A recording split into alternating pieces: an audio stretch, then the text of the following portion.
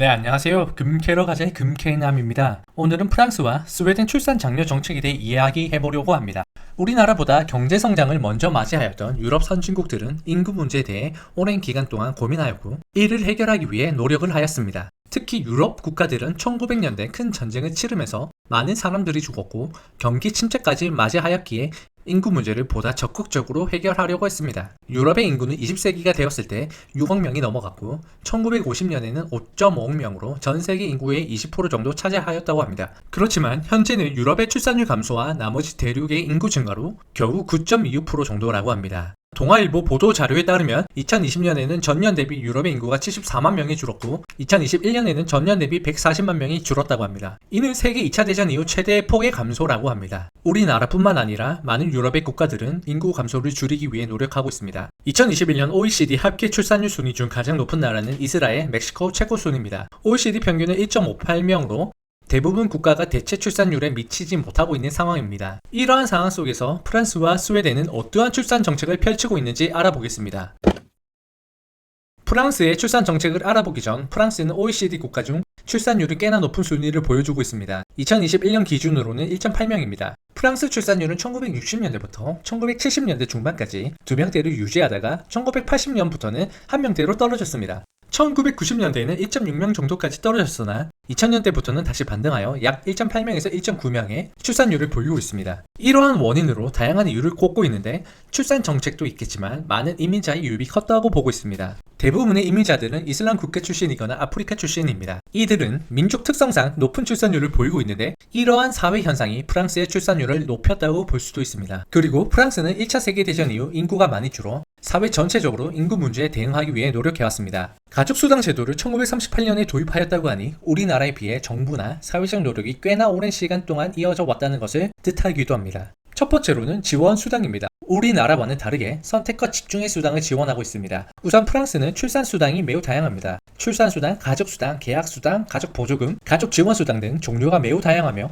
세분화하여 정말 필요한 가정에 줄 수 있도록 지원 체계를 마련해 두었습니다. 그리고 저소득층을 위한 추가 수당, 다자녀 가구를 위한 추가 지원 등을 하고 있습니다. 그리고 의료보험 혜택도 지원해주고 있습니다.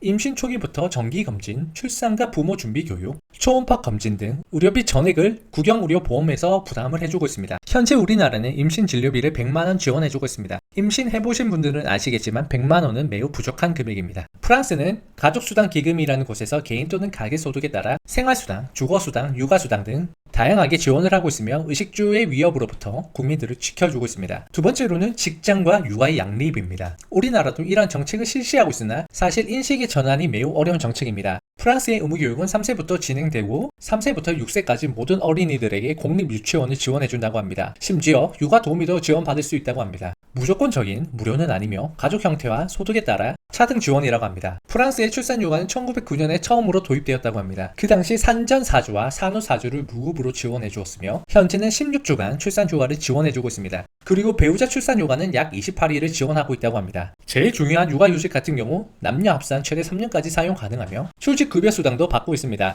그렇지만 최근 보도 자료에 따르면 육아휴직 기간을 줄이는 대신 휴직급여수당을 올리는 방향으로 제도를 손볼듯합니다. 세 번째로는 다양한 가족 형태 인정입니다. 최근 가족 형태가 다양해짐에 따라 혼외 출산이 많아지고 있다고 합니다. 프랑스는 혼외 출산도 모두 인정하고 동등하게 지원금을 지원해준다고 합니다. 프랑스는 GDP 3.6%를 가족 정책 예산으로 지출하지만 우리나라는 1.3%로 낮은 상황입니다. 프랑스의 가족 정책이 오래된 만큼 많은 고민과 경험에서 나온 정책이 아닐까 싶습니다. 우리나라도 프랑스처럼 선택과 집중의 지원이 필요할 것 같습니다. 스웨덴의 출산 정책도 프랑스와 비슷하게 매우 오래되었습니다. 2010년에는 합계 출산율이 1.98명까지 나왔지만 2022년 스웨덴 출산율은 1.52명이 되면서 다시 줄어들고 있는 상황입니다.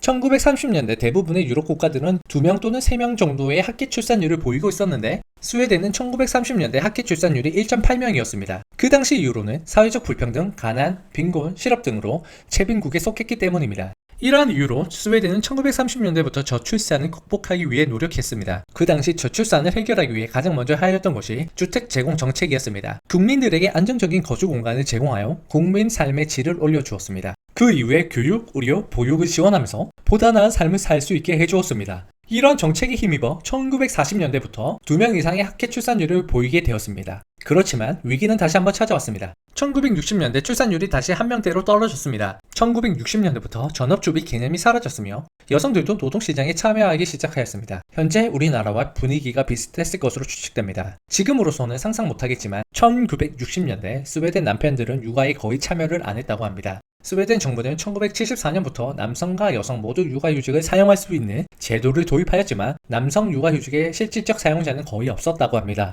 정부는 캠페인으로 남편의 육아휴직을 늘리려고 노력했으며 스웨덴 사회보험청에 따르면 2021년 전체 휴직자 중 54.1%가 여성이며 45.9%는 남성이라고 밝혔습니다. 현재 스웨덴에서 육아휴직을 480일을 쓸 수 있으며 남편과 아내한테 각각 240일씩 배당된다고 합니다. 그리고 각각 90일은 부모가 반드시 사용해야 하며 나머지 150일은 배우자에게 양도가 가능합니다. 라떼파파라는 말이 괜히 나온 말이 아닌 것 같습니다. 사실 제도만 이렇게 잘 만들어 놓은 것도 아닙니다. 육아휴직 제도를 당연히 써야 되는 것이라고 인식을 형성하는데 꽤나 오랜 시간이 걸렸습니다. 기업과 개인에게 육아휴직 제도의 장점을 설득시켜야만 했기 때문입니다. 그 어려운 것을 스웨덴은 해냈고 공동 육아휴직으로 가정이 강화되면 업무 능률도 올라가는 것을 알아내었습니다. 아이를 키움으로써 개인이 성장하고 그 성장된 마인드와 행동이 오히려 기업에 더 좋은 영향을 준다고 생각하고 있습니다. 그리고 고용주들은 육아휴직을 오히려 브랜드 전략으로 생각하고 있습니다. 회사의 좋은 혜택을 홍보하여 더 좋은 인재를 고용할 수 있기 때문입니다. 육아휴직 기간 소득 대체율도 매우 높습니다. 육아휴직 기간 240일 중 195일은 급여의 80%가 나오며 나머지 45일에 대해서 하루 180크로나가 지원된다고 합니다. 정부가 지원을 해주지만 추가로 회사에서 지원을 해줄 수 있다고 합니다. 이러한 제도 덕분에 스웨덴에서는 2살까지 부모가 아이를 직접 키우는 게 문화가 되었다고 합니다. 바바 제도라는 것이 있는데 스웨덴어로 돌보다와 아이의 합성어라고 합니다. 바바 제도는 아이가 아프면 아이를 집에서 볼 수 있게 만든 제도입니다. 우리나라 같은 경우 아기가 아프면 조부모님께 맡기거나 급하게 눈치를 보며 외출을 써서 가야 하는 문화와는 정말 다른 것 같습니다. 보육 정책도 매우 적극적입니다. 어린이집을 매우 저렴한 가격에 이용할 수 있다고 합니다. 그리고 기본 아동수당을 만 16세까지 매달 1520크로나를 지급하고 있습니다. 그 이외 연장 아동수당, 다자녀 가족보조금 등을 지원해주고 있습니다. 우리나라도 육아휴직에 대한 인식 개선과 육아에 대한 유연한 정책과 지원을 제공하여 경제활동과 육아 책임을 균형 있게 할 수 있도록 도와주었으면 좋겠습니다.